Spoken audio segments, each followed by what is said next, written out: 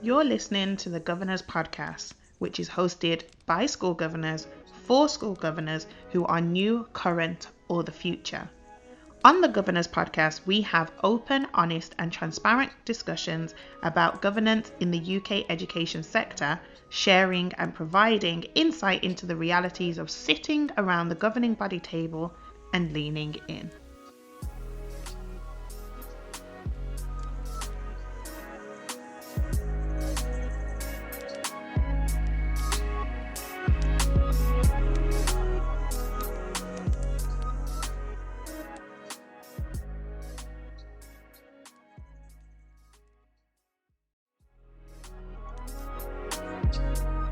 Hello, I'm Sharon Warmington and I support schools and academies as a governor, governance practitioner and a clerk. I'm also the CEO of the National Black Governors Network, supporting the education sector in diversifying their governing boards. And it's Olivia Hinds here, an under 30, unapologetically black female who is changing the face and space of school governance. And you're listening to the Governor's Podcast.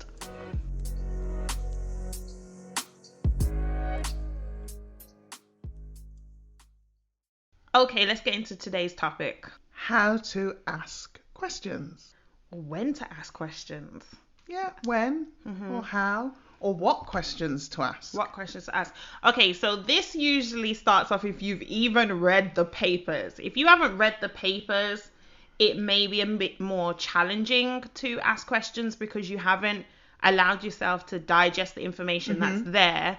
And then as part of reading papers, you may scribble things down that you may want to query. And if no one else raises it, then you will probably be the person who raises a question there. I would say, depending on how your meetings unfold, you may have people who do a verbal update on the paper. Yeah. So you have to wait until that senior leader has finished speaking, because that's what I struggled with at first. I was like, okay, they're doing a verbal update on this paper. Do I ask questions after they finish the section? Or do you interrupt them? Yeah, that is a difficult one. Yeah. Which is why I think verbal updates should not be the norm. Okay. And should only happen with items that you couldn't have done a paper for. Right, okay. If that makes sense. Because if you haven't got something to read in advance and there's a lot of information to digest, if you're like me, I'm a completer finisher, meaning I like to read things and I like the detail of things, and a written document can give me that. To listen to even 5 minutes and retain information to then ask questions is not always easy for everybody. Some people can do it and they can just have the questions as they're going along. Yeah. But I know my learning style, I need to digest information before I can even start to question something. Yeah. So I think that's why my preference will always be written Put it down reports. in paper. Yeah. I think what I mean by when I mentioned verbal updates just a moment ago is just when you get to that item on the agenda and the writer of the paper or the person who leads on that element may verbally share the highlights or the things that they may want to draw the governor's attention to. Yeah. So I'm not necessarily saying that they definitely should regurgitate what they've written, because that is painful. too long And painful. and very painful. And for clerks, a nightmare. Exactly. But I mean, and secondly, what you don't want to do is as you've just said, in terms of just giving so much that really could have been in a written report, because then it can be a lot of information. Yeah. So I would definitely say when it comes to asking questions, it could start with things like clarifying, like a bit of clarification if there's something that's been worded or you want further explanation, because the papers themselves shouldn't be overly exhaustive in a sense where they borderline too operational. Yeah. But you as a governor may want a bit more context on something that has been mentioned in a paper. And it's a balancing act, because you've got to ask the questions. A question is always really seeking clarification or a request for more information. Yes. And so it is a balancing act so that you remain strategic, although some of the questions may require a sort of dip down into operational. Yeah, just slightly. But the key is not staying down there and recognizing if you are getting too caught up in the detail of something. Yeah. Because the three things that governors are focused on, or should remain focused on strategically, is setting the strategic direction, overseeing financial probity, and holding the leadership to account. And so your questions need to almost bear all three of those things in mind. Or the ones that are most relevant at the time of the meeting. Yes, yeah, absolutely. Because the financial probity may not come up in a question that is about curriculum or something. Yeah, absolutely. Exactly. But yeah, unless you're talking about increasing teacher numbers or increasing student numbers or you know the cost of something, then yes, and they all intertwine. But it's being, if you're not used to asking questions, then I would say those three things are your starting points. But if you've got experience of governance and you've been around the table a while, you'll know or you'll have a greater understanding of what's strategic, and you'll stay there. But equally, there is a different questioning level, in my opinion, when you are around a full governing body table, to when you are in a committee situation. Yes, of course. So if you are in a committee, then you can go slightly deeper. Because sometimes in some schools, the committees are almost used or in place to allow you for that depth. Absolutely. So that when you are then in an LGB meeting, you don't have to go to that level of detail because it's covered at the various committees. Yeah. So I'm speaking from experience at one of the schools I'm a school governor at, whereby it has a committee structure, and I know the LGB meetings, the paper or the pack of papers includes the minutes from each of the committees that took place that term. But that's the key also. Well, two things, because not all structures have committees. Yes, of course, yeah. So where you haven't, I understand that, and I've clerked schools where there hasn't been a committee structure. One of my schools doesn't have a committee structure. And I find that personally, I find that more difficult because the meetings then are more detailed. Whereas in a structure where there is the committee, governors know that if they read the minutes of each of the committee meetings, they'll get caught up. They will get caught up, especially the meetings that they're not part of. Yes, yeah. Then that in itself can save. It can either save. I don't like the word unnecessary, but you know what I mean. It can save asking certain questions at the meeting if the information is there. Yes. But also it can help to generate questions. There's that too. For clarity. Of course. Again, you know, if you're not part of this committee, the finance committee that's made a decision about something, then you can ask that question. And the thing is, it allows different people to be responsible for answering those questions. For example, the school that I'm at that has a committee structure, because I'm the chair of the teaching and learning committee, when you get to that item on the agenda on the at the LGB meeting, when it's a case of the minutes of the teaching and learning committee meeting that took place that term, the questions aren't then directed at the chair, the head, or even the senior leadership. The questions go to the chair. And the first time that happened to me, I was like, whoa, because it got to that item on the agenda, and the chair of the LGB said, okay, we'll now hand over to the chair of the teaching and learning committee for any questions that you may have regarding the minutes for the meeting for that committee. And I was like, if the head would like to kind of, you know, support because this was my first time. Panic mode.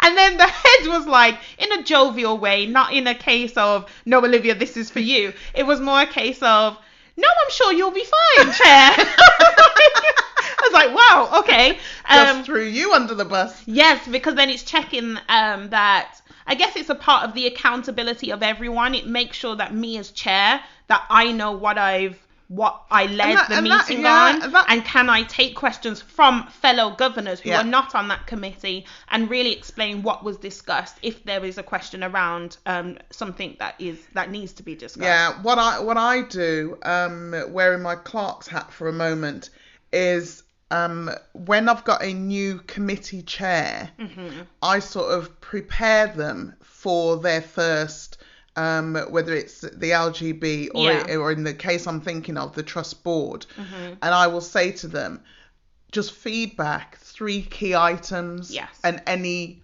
decisions that the committee made. And I will do that in advance of the meeting, sort of give them a heads up, just so that you know. At the meeting, you will be called upon to just summarise, and I use the term summarise, and I always say 3 key points because it keeps it tight. Exactly. I have been in situations where they've almost regurgitated the meeting, and I'm like, really? Like, you don't want to do that. You don't want to do that. And I selfishly was just thinking about myself and the minutes, thinking I don't want to have to minute this, which is a regurgitation of the minutes that are already there. Yeah. So when you are thinking about your questions, if you are reporting back as a committee chair, then you can almost preempt some questions that may be flagged in the minutes. Like, you'll notice in the minutes that this and this is what's happened since then, or whatever. Because some of the meetings will have taken place over a term. Yes. And so the committee meeting, the committee meeting could have taken place at the beginning of term, and then the full governors or the trust board is at the end of that term. But a good 6 weeks could have happened in between, and so things could have happened. So it could be used as an opportunity to update. Yeah. But always be prepared for questions. Like a follow up to the meeting, since the meeting. Based on the things that were mentioned at the meeting, because there could have been like pending actions. So those are the things that you could potentially raise, or kind of preempting what is going to come up on the agenda in the coming term. So it could be that, we wanted to potentially discuss this at the last committee meeting, but because of the timing of getting data in or whatever, then we've decided that we are going to push that item to the next meeting. So you're letting the LGB know, because then the LGB is like in between one committee meeting and the next. But what I was going to say, in terms of going back to my point about clarification, it's a case of not being afraid to ask questions about all of the abbreviations that exist in education. It's a whole different language. And you've got to be sensitive to the fact that all the people that you're usually asking questions of, they live in this world. Yeah. So they are used to speaking to each other in that language. It's what I call assumed knowledge. Exactly. But if you are a new governor, it could be that you just focus on trying to get yourself comfortable around the table by asking questions about terminology that you've seen, or even specifically abbreviations. I know that at a recent meeting I was in, I wasn't a new governor. I was experienced around this particular table, but there was a new abbreviation that I wasn't familiar with, and we were talking about exams. And obviously during this time of COVID and lockdown and exam cancellations and everything, I wanted to check that the abbreviation that I was seeing, like what that meant and how that could potentially affect students and things like that, just so that it's a case of, if it ever is referred to again, we've got a reference point. So, sometimes people look at minutes to track the actions that have taken place and things, so that you're not just getting into a cycle of just doing the same thing. So there was an abbreviation that was mentioned, and I flagged it just to kind of ask what it meant. And it turns out it was an exam board, because with exams being cancelled and some exam papers that students take, they may be UK ones, or they could even be Welsh ones, and things like that. So at the time, Wales had decided to cancel their exams, but England hadn't yet. So I wanted to ask if there were any exams that students were taking where those exam boards were in Wales, because if I wanted to see what the impact was for our students who were in England. And they basically said, even though Wales may have said they're not doing exams for their students in their schools, any responsibilities they have to supplying papers for students in England who would still be going ahead with exams, they would still do them. So I just wanted to clarify that. What was this exam board that was being mentioned? Is it a case of they're going to take those papers back, or, I just wanted to understand that. Yeah, so in essence, you could raise a question and it opens up a different conversation. It could, that is still related. That's still related. Yeah, so you may think, it's just about an abbreviation. One is keeping the SLT in check, that they even know that all You've these... just used an abbreviation. SLT, Senior Leadership Team. The senior leadership team. But it just goes to show that it's just the norm when you're in it. I always, when I'm, whether I'm chairing a meeting or as part of a meeting or even clerking a meeting, I always try and think who's around the table first and foremost, if anybody's new and outside of education. Because I remember when I first became a parent governor, it was a nightmare. And there wasn't, the internet. I don't even know if Google existed. Probably did exist, but it wasn't just the way it is now. Where you could easily search for things. So it's important that you bear in mind, and it doesn't matter what the abbreviation is. You do have the right as a governor to ask the question. The most recent one that I can think of that I heard for the first time around the table was CAGs. And I was thinking, what are CAGs? But as you say, those who are in it, living and breathing it, they know. Centre assessed grades. By the way, it's common sense when somebody tells you what it is, but when you Not are common sense, because when you think of the health sector and the education sector, sometimes the abbreviation, the letters are the same, but they mean different things in different environments. What I meant by common sense is when you hear it in the sentence structure, right?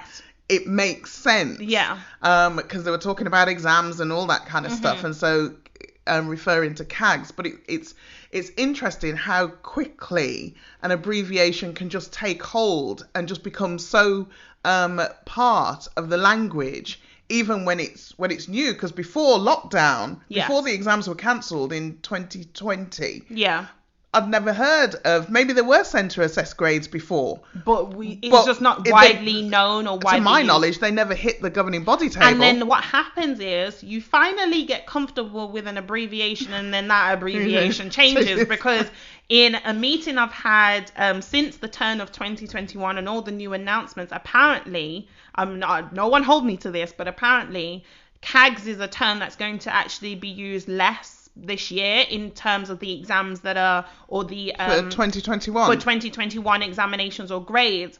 You have to think of it more as teacher assessed grades, potentially. That may be one that floats around, so then it goes from CAGs to tags.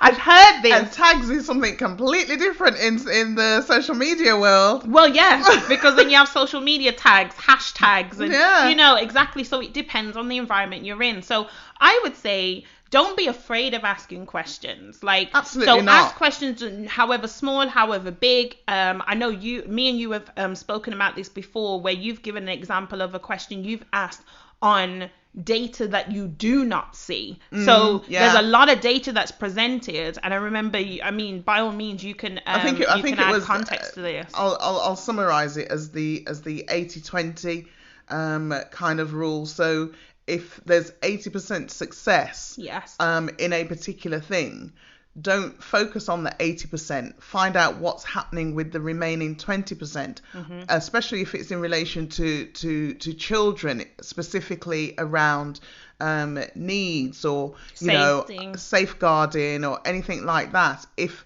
what is happening, how are we supporting? A question could be, how are we supporting the 20%? 80% success is great, or 80% achieving X amount is great, but how are we supporting the 20%? The other thing around questioning is terms. The questions that you may ask. I know where we are now in spring one, for maintained schools, they're on their budgets. So because the end of the financial year is coming up at the end of March. Yeah. So the questioning around finance will be different, even within finance, to the questions that you may ask at the beginning of the financial year. And those questions in an academy may not come up until May, June time, when they're finalising their budgets for the 31st of July deadline. So think about the term as well as the committee or the subject matter. The time of year can make a difference to your questioning, and that's why some meetings can appear quite heavy. Yes. Yeah. In terms of information and There's questioning, a lot going on. Yeah. And others can it's almost like, wow, that was a nice meeting, because it just has a different kind of feel. It's a bit lighter. I think you find that at the beginning of the academic year, because if your first any level of strategic body or governance meeting in a school, your first one may not be until the end of September or the beginning of October, but the last one you had could have been May or June. So if you think of that, all of July, all of August, and it's not even just the whole months that have gone by that you haven't really connected with the school or had regular communication with the school. It could be everything you've done in that time just makes it feel like it's been so much longer since you've had a set of papers and had to read and had to chair and had to ask questions or had to comment on things. So it could be a case of the first meetings of the academic year feel the heaviest, because you're just getting back into everything, all the declarations. That's when all the admin autumn term is always. Have you done this? Sometimes those are the questions. Have you done this? Have you done that? Have you signed here? Have you dated here? Have you updated this? Have you read the website and seen that everything is accurate about you on the website? It's all those little things that then add up and can lengthen a meeting. I think that's an important point that you've just made there, as well as asking questions of the senior leaders of the school. How many governors ask themselves questions? How supportive have I been to the school? How effective this have term? I been? How effective have I been? How engaged have I been? Have I been accountable to the role that I've signed up for, or the roles if you've got more than one? Have I honoured the commitments that I've made? How many meetings have I attended? Yeah. Because, do you look at your own attendance? How many apologies have I sent in? And it's not that it makes apologies bad, but it asks yourself, are you still as committed as you were when you wanted to start? Yeah. Are you holding yourself to account? Yes. That is a fundamental thing, I think. Are you holding yourself to account? So in terms of your takeaway, then that's it.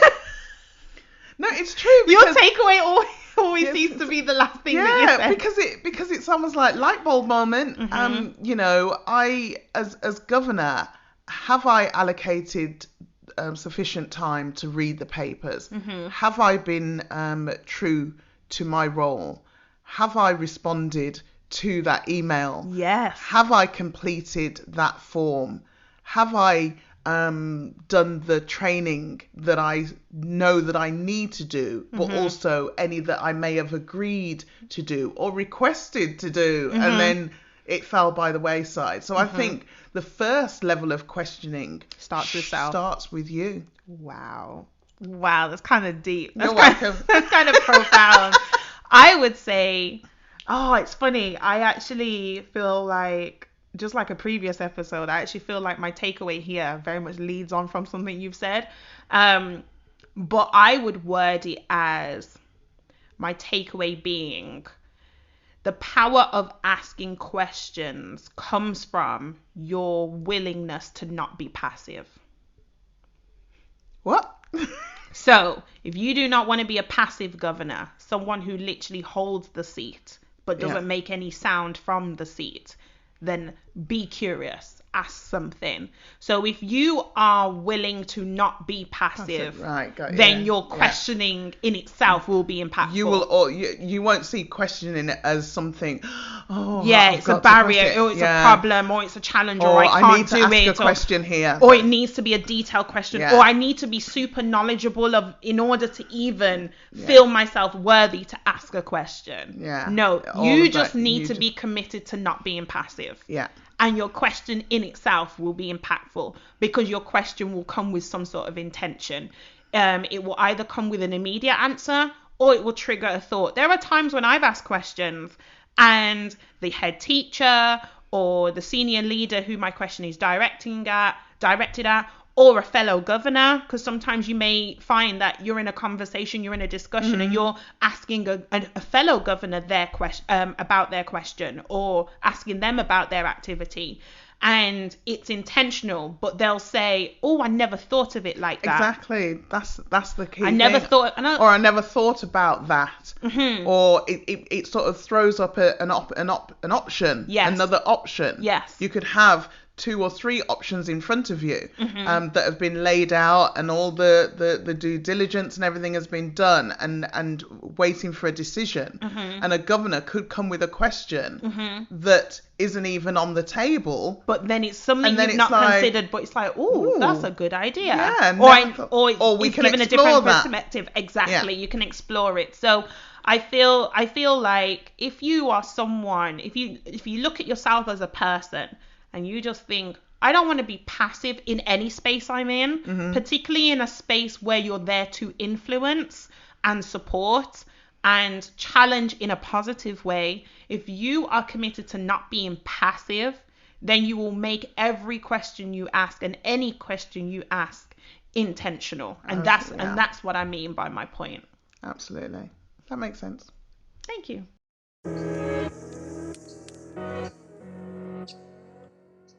Thanks for listening to today's episode. Please rate, review, and subscribe. If you know someone who's interested in becoming a governor, please share this podcast with them. And if you'd like to get in touch with us directly with questions or comments, then drop us an email at thegovernorspodcast@gmail.com. You can also follow us on social media at The Governor's Podcast on Facebook, Twitter, and Instagram. Let's connect.